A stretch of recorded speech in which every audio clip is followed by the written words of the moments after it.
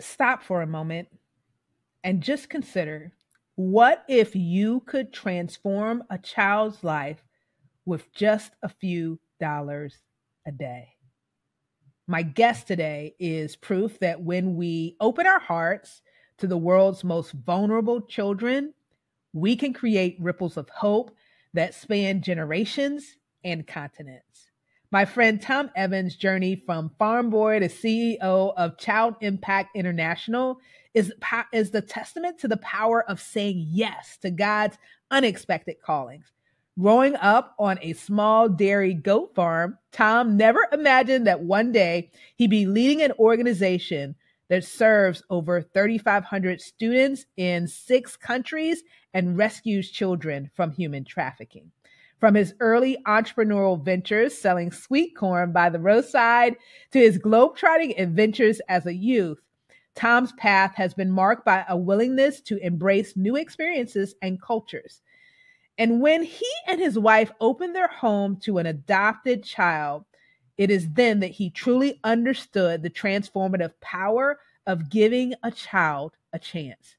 Fast forward to today, and Tom is at the helm of an organization that's not just changing lives, it's rewriting destinies through innovative programs that combine education, anti trafficking efforts, and holistic care.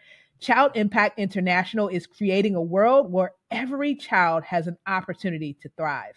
In this heartwarming conversation, Tom opens up about the joys and challenges of leading a nonprofit, the importance of family and mission work, and why he believes that small acts of kindness can spark global change. He shares powerful insights on balancing growth with stewardship, harnessing the power of volunteers, and why being all in personally is the key to inspiring others.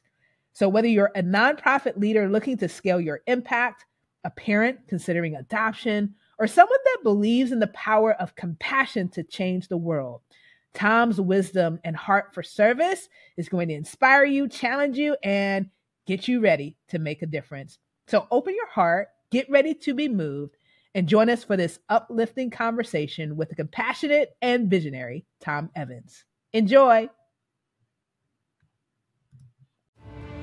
Trust me, I get it. You're feeling the pressure to keep your faith separate from your work, worried that pursuing your God-given dreams might be seen as selfish or misguided. Here's what I've discovered. Our faith isn't a liability in our leadership. As a matter of fact, it's the source of our strength and wisdom.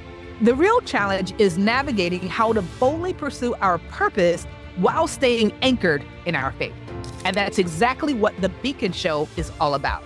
Each week, we bring you biblical wisdom and practical strategies from true beacons, Christian leaders who are illuminating the world. And it's also that you can let your light shine brighter and brighter. I'm Tamara Jackson, and this is The Beacon Show.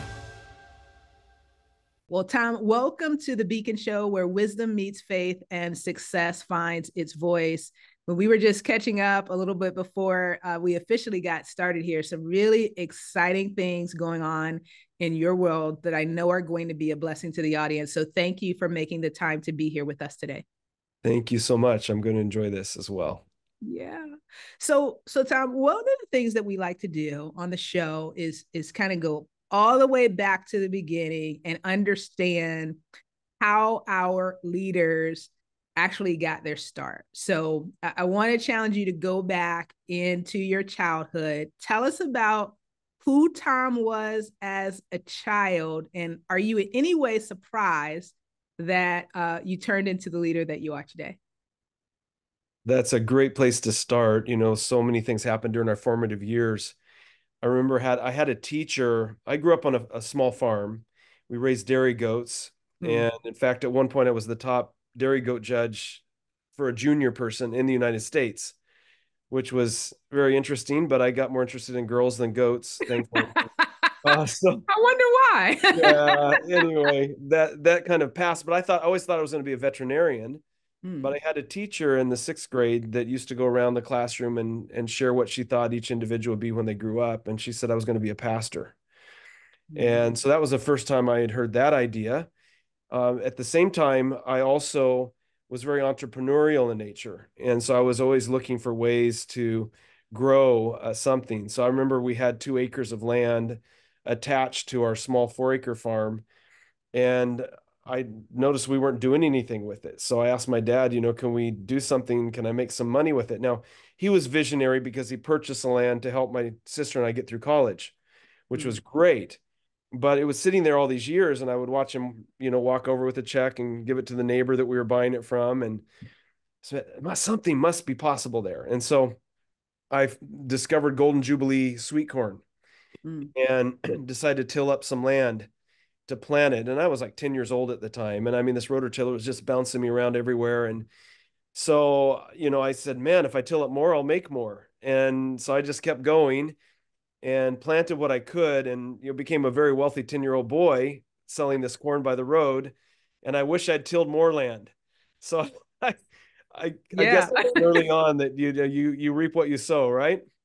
Amen. So that was a blessing to me. The other thing I think that really was very formative was when I was about 16 years old.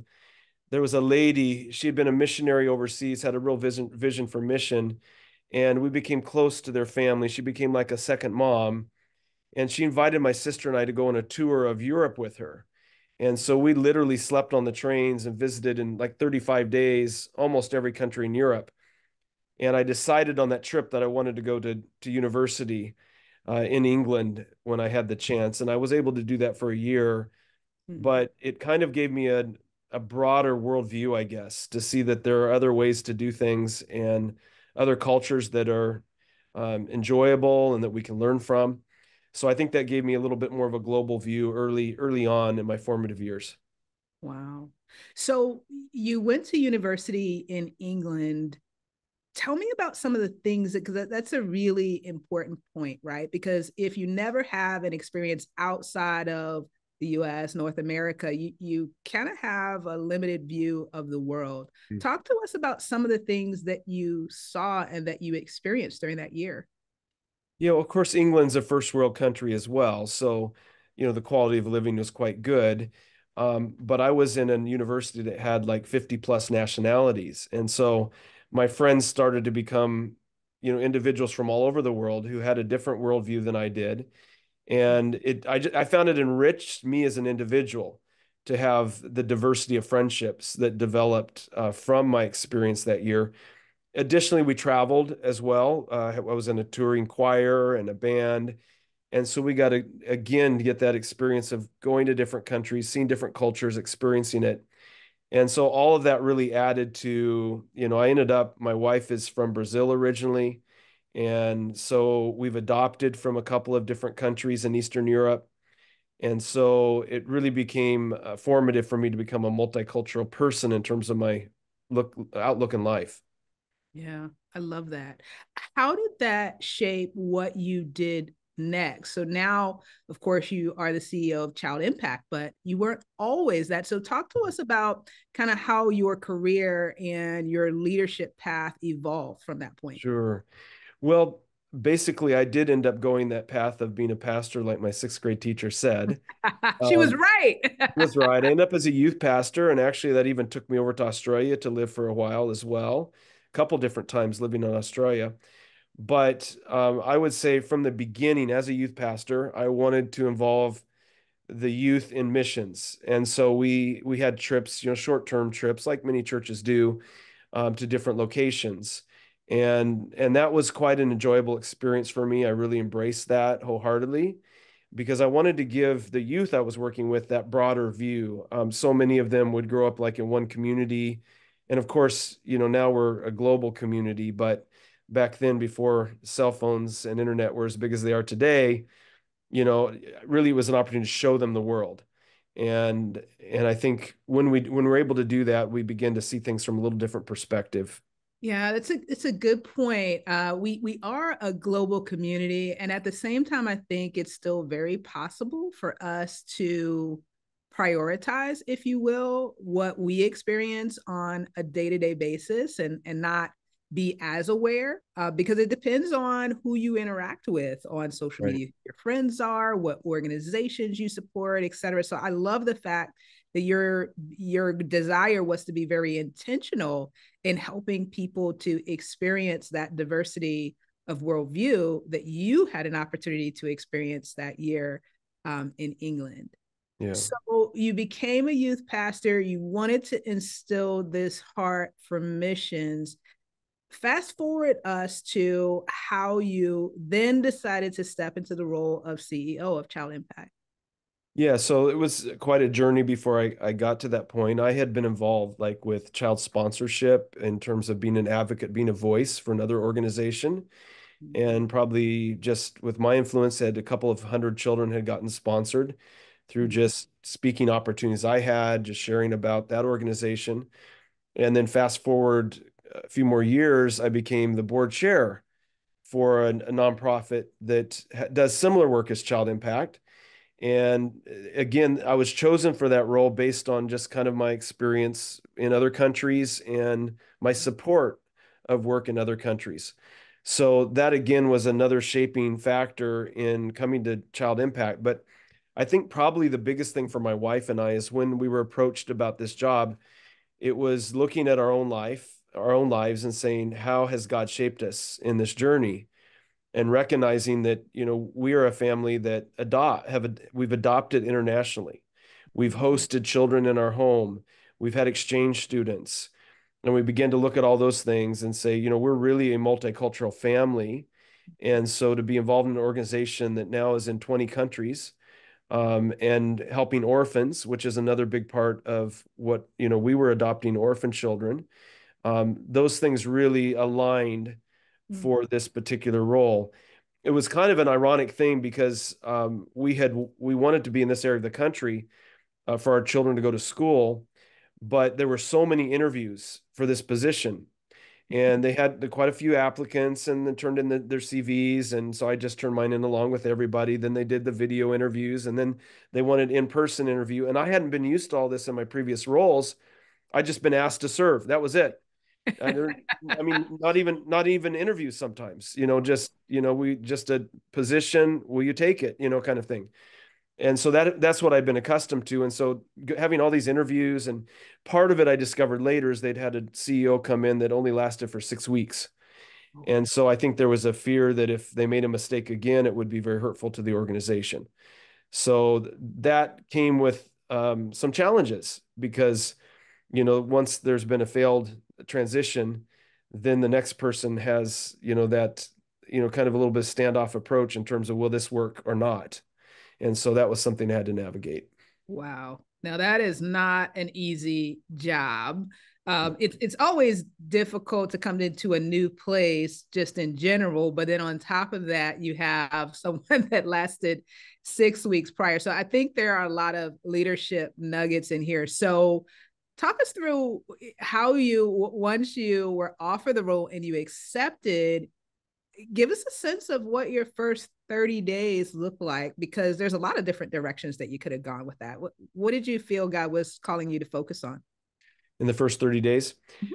Yeah. So the previous, when there was this 6 week attempt of a transition and it didn't work, the previous CEO was invited back to come steady the ship. Mm-hmm. And really he was wanting to retire and was retirement age. But the cause is so compelling that for him, it was hard to really let go. Mm. And so he was still in the office, still here. And I understood his heart for the work for sure. And he built a solid organization.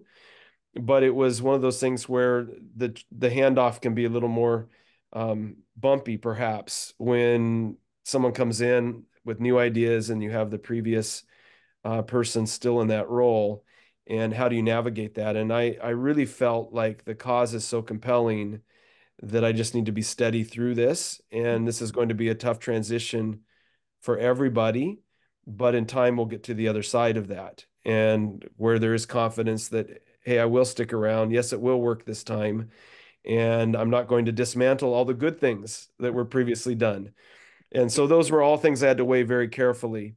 And so I was really focused in trying to understand what the internal culture of the organization was, and also to, at the same time, begin looking for growth opportunities and where God might want us to go next. I love that. So I love what you said, because I think that's often the case when someone new comes in. The fear is you're going to turn everything on its head immediately, Right. uh, without recognition for the work that has been done. Not perfect, to your point, opportunities to grow and to change, but clearly some things were working well. And it sounds like you had an appreciation for that. And at the same time, looking forward to the future on how you can make an even bigger impact. Mm-hmm. So, Tom, let's spend a little bit of time, because I think as you talk a little bit more about the mission of Child Impact, it's going to connect with some people in our listening audience. So, talk us through a little bit about like why the organization was started and what your main focus is today. Sure. The organization actually started 57 years ago. So before I was born, I can say. And yeah, so it started in Australia, and it was known initially as Asian Aid. So focus in Asia, it was focused on child sponsorship. So impoverished children, finding a sponsor through our organization to be able to go to school. Because it's been around so long, we can now see leaders that have come up from sponsorship to now be principals and teachers, country leaders, leaders of our sponsorship program for a particular country. And so I've noticed that those who are blessed want to give back. And so that's been very inspiring. But about 10 years ago, Child Impact launched into a project called Operation Child Rescue, which is really focused on fighting human trafficking. And so the very first project was opened in India. And incidentally, India has 2 of every 5 trafficking victims in the world are located in India.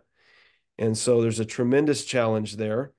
And so we, with our partner, initially even broke down doors of brothels, worked with police officers on those raids, and brought women out to freedom. And that project is still going today. But this was a growth opportunity that I saw, is to really expand the number of projects with Operation Child Rescue. So that's what we've been really focused on. Our sponsorship program continues to grow. We haven't neglected that. We've emphasized that as well. But the ideal scenario is where we can rescue a young lady and she can become part of our sponsorship program as well. So we do have that in quite a few projects where we're able to actually mix both together, which I think is kind of unique for an organization.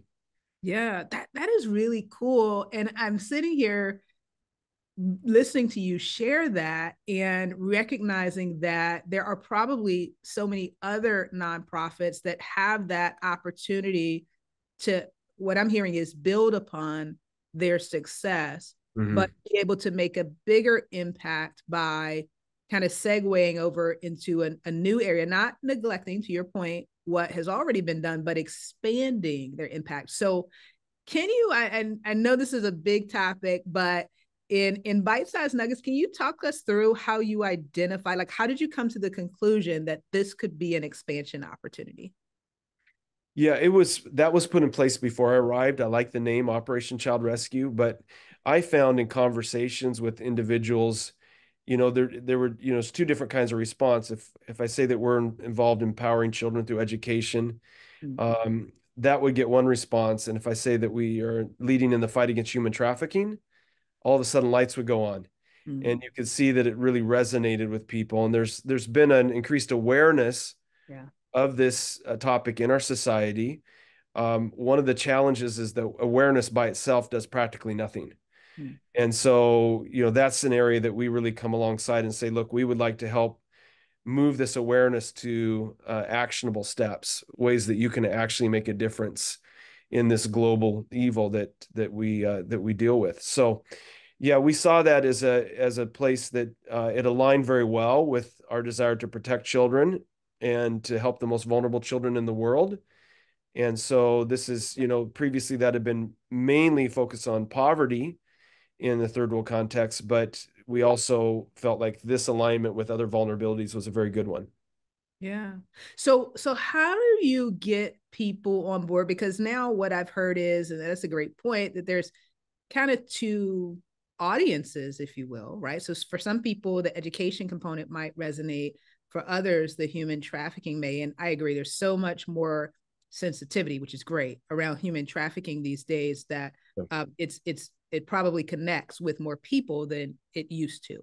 But Yeah. how do you manage that? How do you manage your messaging to encompass both audiences? Because sometimes that could be a little bit of a challenge when you're juggling two. I would like to say that we've perfectly sorted that out, and we still ask the question, what kind of organization are we? And Yeah. I think we really come to the conclusion is we work with the most vulnerable children in the world. And so whether that's poverty or whether it's being trafficked, both groups are vulnerable. And so when you talk about a country like Bulgaria or Romania, who are the most vulnerable children in those countries? It's gypsies. Hmm. And so that becomes a space that we can step into. Are gypsies trafficked? Probably some are, but they're definitely racially discriminated against, and they're pushed down, and they have a hard time getting ahead in society. And so this becomes a group of children then that we can open a project with because it aligns with that concept of working with the most vulnerable children in the world. Mm-hmm. Yeah. So it's coming back to that core mission that has been decided upon and asking the question, how do I define that most vulnerable group in that area? I love it. I think that's awesome. Clearly, people have rallied around this cause, though. We were talking through some numbers of the type of support that you're seeing, and I think that's going to be really inspiring to our audience. Sometimes, as a leader of a nonprofit, you're really excited about the mission, but being able to get the volunteers and being able to get the funding that you need can be a challenge. So talk to us about some of the wins that you guys have been able to see. Yeah, last year we were super excited. We felt really blessed that we had a 50% increase in our revenue, which meant the opportunity to really help more children and open more projects. So that was super exciting. It came with a challenge because the question is, can that be repeated in the next year?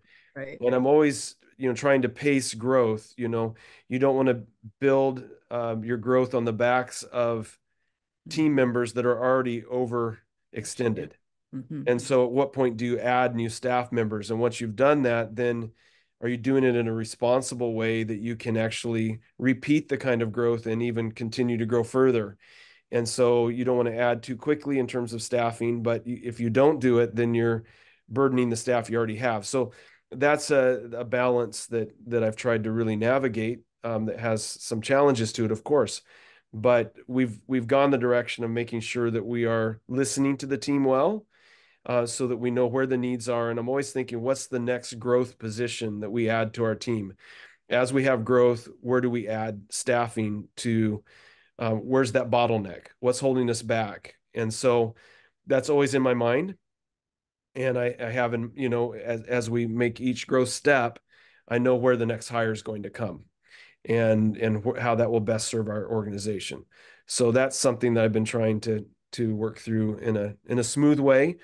One of the challenges that causes growth pains, I think, is that when you bring that staff on that helps lift the team, they're not coming on board already up to speed.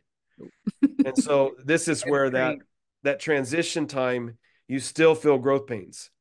And so, there's not a solution there. It's just the solution's a little delayed as you're onboarding someone. So that, that brings some challenges with it. But I would say one probably really effective approach we've had is that our whole team agrees to 10 goals. It's kind of a very practical breakdown of our vision for the coming year. And so we set those 10 goals with our board. Our staff does that first in October. And then in November, we take it to an in-person board meeting, and we navigate those goals that we've identified as a team that we want to work on for the following year. And it's then modified and approved by the board. Every single staff meeting, which we have every Tuesday is our staff meeting, we go over those 10 goals, and everyone has a report on their part in that goal. So it really has been a very effective way to keep us focused on growth, and also ownership of different aspects of our team that bring in their reports every week. So I would say that our North Star metric is adding unique donors. So seeing an increase in the number of unique donors. that are participating financially with the mission we're involved in. So we're seeing that we met our goal last year, and I mean, by, I don't know if it's like 3 or 12 people, something like that, that we met But the we'll goal. still take it. Yeah, we still got it. And so we have a goal this year to add 500 more people on top of that. And so again, we're not a massive organization that would look at adding maybe thousands of new donors in a year, but for us, that's an achievable step, but a stretch goal as well. Yeah, I love that. I mean, so many great things in there, right? That first, acknowledging that sometimes success creates challenges. Like that's just the reality, right? You'd love it just to be all just gravy and everything's awesome. But okay, now we've got more stuff coming in. We need more people to support it. But it sounds like you did a great job of helping to keep the team focused, right? Like this is going to be hopefully a short-term thing. We're going to get the right people in. We're going to do the due diligence to get the right people in. We're going to onboard them, get them up to speed. Things will be better. In the meantime, let's stay focused on these goals that we've created together. I love that. It's not a like just push down, here are the goals, but we're creating these goals together. So that creates buy-in.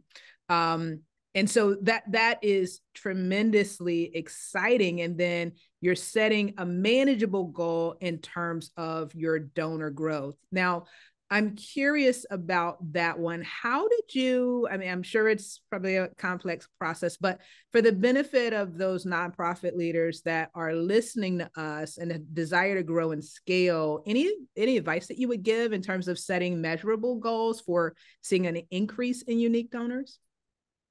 Yeah, I think we have to look at it and say, if we do all the things we did last year, we're going to probably just, maintain where we're at. And so what are the unique components that we're going to add this year that will be a source for new donors coming in? And so we have aspects of the program that we run. We do a lot of presentations in local churches. And so we really ramped that up for this year. And so that's a source of a lot of the new donors coming in, is that we're in front of new people. And so that's really what you have to, whether you're in front of new people on social media or you're in front of new people in person at events, either way, we felt like that was something that would help us see an increase. And so, for example, every week as we measure year over year, we see, for this week, are we up or down on unique donors from last year? And we had a run of several weeks where we were down over the previous year. We were still up overall. Like I think right now we're up like three. I think this morning's like 336 up on last year. And we need a 500 by the end of the year. So I think we're in a good place. But we look at it and say, the person that measures that for us on our team said, look, I'm entering a lot of new donors right now. This number is going to be way up next week. And so that's encouraging to all of us. But we definitely don't want to see a trend going down. But it does help us know, hey, we're not really kicking this goal right now. We've got to identify some ways to do that. I love it. So on a weekly basis, someone is watching it to see how are we trending, and we're excited, we're celebrating, but we still want to keep it going, right? And then if things aren't going the way that we expect them to, then it's ramping up, it sounds like, on the presentations or the social media activity, or at least digging into the numbers a little bit more to figure out why is this happening. Yeah. Was there an exceptional week for some reason the previous year? I mean, that can be there, but when you see several weeks in a row with a down arrow, that's not going the direction you want. And you start to get a little concerned and say, hey, maybe we're not going to reach this goal. But again, why do we have the goals? The goals are really there because of the mission, which means more kids are being helped. And so, yes, it's an important goal, but we have to remember the big picture of why that goal is there. I love that. And I want to unpack that a little more. I'm always amazed at how quickly this time goes, but I do want to unpack that a little more. I'm thinking about some early stage nonprofits that want to be able to make this level of impact. Like you said, it all goes back to the impact that we're trying to create. At the same time, though, Tom, what I'm hearing from you is there has to be an acknowledgement that you use the word that I appreciate as a business person is revenue. Right? I need revenue to come in order to be able to make this impact, to hire the people that I need to hire, all of that. And then an appreciation that means I need to get in front of people, whether it's in person or online, to be able to get people excited about this cause. so that they will donate, right? Right. So I hear so many things that are going to be a blessing to those that want to get to this level. It's not just what I'm hearing from you, is not just that it's a compelling mission. It's also watching these other pieces and monitoring and managing these pieces so that you can make the impact. Is that a fair statement? Yeah. Mm-hmm. Yeah, another area that we monitor is the number of sponsorships, the number of children in our sponsorship program. And we have a very tangible measure on that, knowing that when we reach a certain number, that automatically kicks in another staff member coming on the team.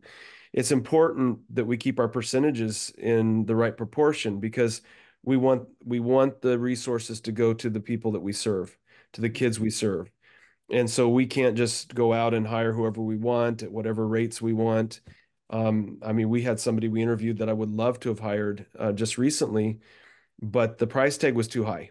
Mm. And we looked at that and say, you know, we would love to do that, but right now we just can't, and we have to step back. We've made those hires, you know, strategically already.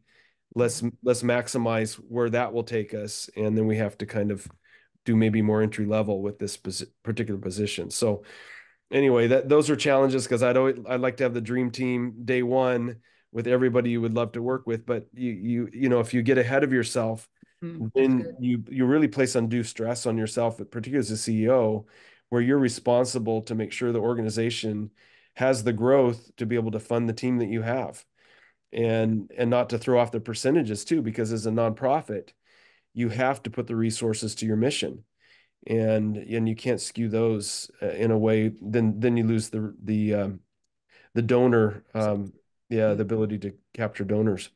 Yeah, so many things to manage. When we were talking earlier, it sounds like being able to leverage volunteers is a critical piece of the puzzle. So talk to us a little bit about how that fits into the work that you're able to do. Yeah, one really practical way that has fit in that I'm very happy about is we have two full-time people working in our very qualified people working in our sponsorship department. We could hire probably 4 or 5 or 6, but we have two high-powered, highly productive. But the message to the two of them is that they will grow the department, they will grow this part of what we do through student volunteers, through student workers, through student interns. And so, because we're near a university campus, there are students that are looking for opportunities, and we can hire at a rate much less than a full-time employee would be. And it has worked really well for us. I mean, not every context, you know, will that work, but we do also have other areas of our work where we have retirees, early retirees that will come in and they'll work for 4 or 6 hours a week, but they're dependable. One of the challenges we find with volunteers is if somebody just wants to come in and volunteer a few hours one time, that's really not a great fit for our organization because we have a lot of data-driven information and knowledge that's required to really be of a true help. And you can almost spend more time trying to manage the volunteer than the value you get, right? It's fair. So when we find a volunteer that's willing to give us 4 or 6 hours a week long-term, then we invest that training in them.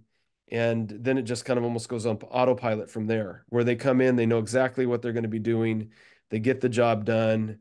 You know, of course, we want to make sure they're feeling valued and appreciated, but it's a huge resource saving for us to be able to tap into the volunteer space or the student worker space.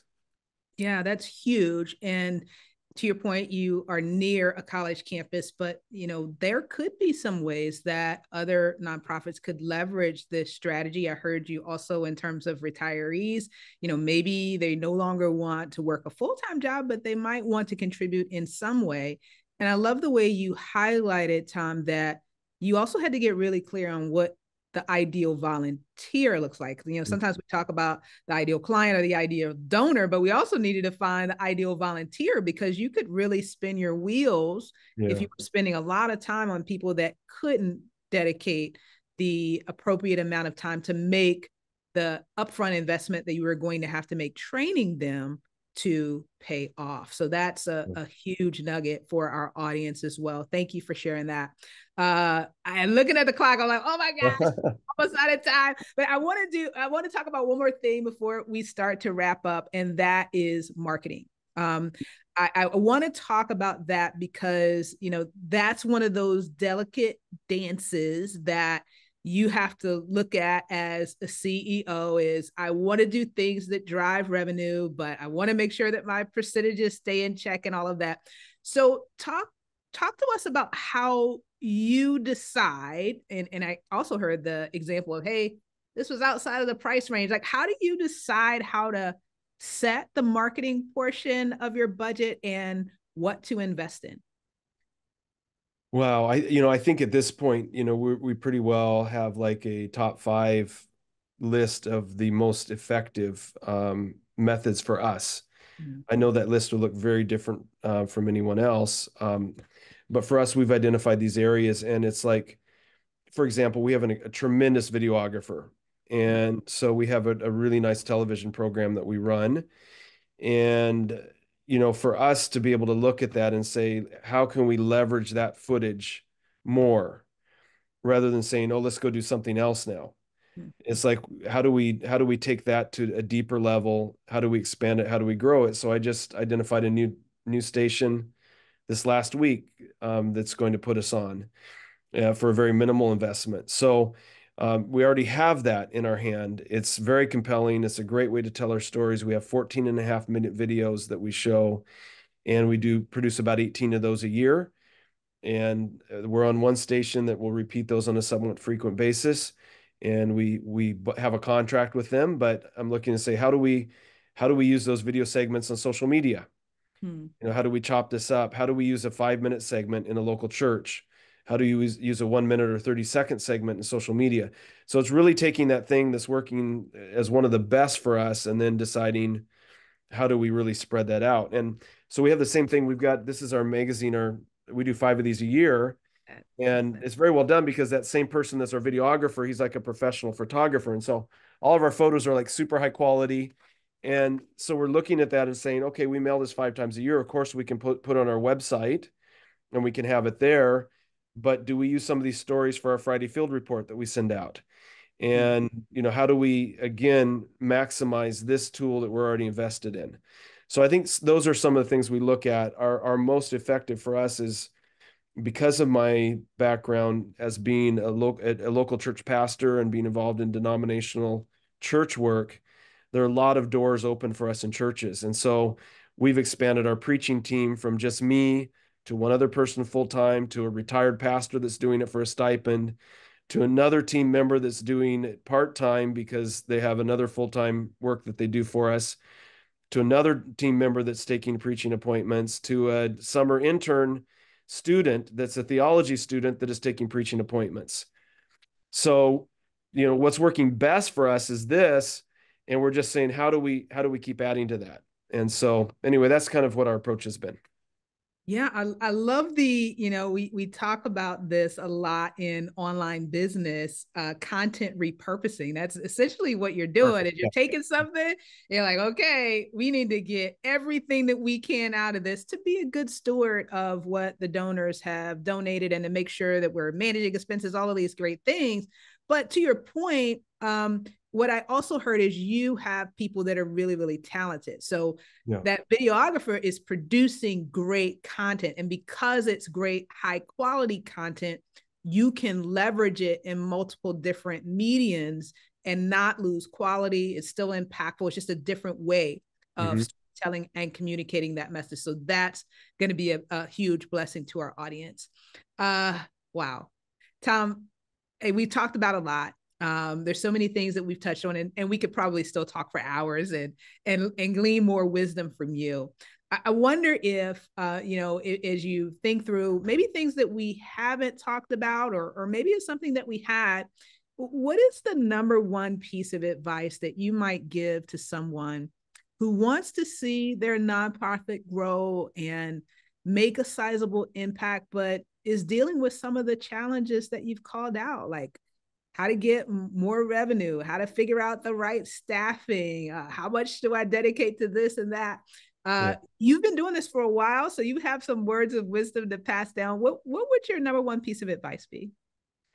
I think probably what has kept me engaged as I am and as passionate as I am is because I'm personally involved. Our family's personally involved. We were adopting these two girls from Bulgaria, and we ourselves are sponsors of children. So when I go and visit projects, I get to meet the kids that we ourselves are sponsoring. And so I think really I'm working from this premise that I'm all in myself personally. I'm not holding anything back. And so I think that that is evident to the rest of the team that we work with. And I know it's also evident to our donors and the people that we engage with. And so I think it creates a congruence between what I'm saying, what I'm advertising, what I'm promoting, and who I am. And I think the greater alignment that we can have in our own lives, it's one thing to ask everybody else to give money and then you're not doing it yourself. Yeah. That's not authentic. And so I think people pick up on that. I was just visiting a donor's home and she was telling me that someone else had dropped by her house and she hadn't invited them in. And, they dropped by some gift or something. And she said to me, I don't want my donor money to be spent on this gift that I didn't ask for, that I didn't want. And, I went into her home and she had a meal for me and we visited, and she texted me later that evening and said, you can count that you have two new friends, referring to her and her husband. The next morning, she said, I just walked into my barn. I have this tractor that I want to donate to your ministry. Do you have somebody that can sell it for me? And so I had some quick conversations, and that all seems to be lined up. But that came from somebody who wasn't even welcoming another, ministry or another nonprofit in their home. And it simply became a situation of building a friendship with them, understanding where they were coming from, and then, her aligning with what we were doing. But I think the fact that I'm all in myself, I think helps that a lot. If that makes sense. Oh no, 100%. I agree. I mean, if you have no skin in the game, then why skin in the game. Yeah. So that's hugely powerful. Tom, when all is said and done, when you think back over your life so far and what you're believing for God to do next, what do you want to be remembered for? You know what? I would have to come back to say that I think the most important is with my own family. I think that I want to be involved in a way that my family loves what I'm doing. They are a part of it. They want to be a part of it. They embrace it. They own it. And so I'd say those closest to me, I hope that the passion I have for the underserved and the vulnerable becomes contagious to those closest to me in my closest circle, and has a ripple effect out to many others. I love it. That's so exciting. You've managed. I don't know how you did it, but you managed to do that in such a way that you're honoring your family and the calling that you have. Sometimes when I talk to people, I sense a feeling that they have to choose. And it sounds like what you're trying to create is this ecosystem where it's not just you that's passionate about this, that you're doing it. It's something that the whole family, your whole circle is passionate about, probably because of what you said earlier, because you're all in and how you lead, and you just want them to be a part of it. Yeah. So, thank you. Yeah. My son that we adopted, he wants to be involved in building housing for kids that don't have housing, and so, and then my wife just went over to India on our own expense to spend like 9 days with a group of rescue girls and, on holiday with them. And so it's just, I think when they can experience, to have that experience themselves is really important to me in that journey. So that's been a real blessing. Well, Tom, you've been a huge blessing for us. Thank you so much for stopping by the Beacon Show, talking to us about your journey, and the great work that you're doing at Child Impact. We certainly wish you guys best as you continue to move forward, and pray that he will be with you as you navigate the challenges and continue to provide increase. Thank you again for being here. You bet. And if I could add one thing, Sure. perhaps your audience will help us with our North Star metric of new donors. We would love to include you as part of our Child Impact team, childimpact.org. You can sponsor a child and change their world. Amen. Tom, thank you so much. We'll make sure that our viewing and listening audience has the link so that they can go over there, see about the great work that you're doing, and support. We wish you guys Thanks so much. All right, you too. Okay, bye.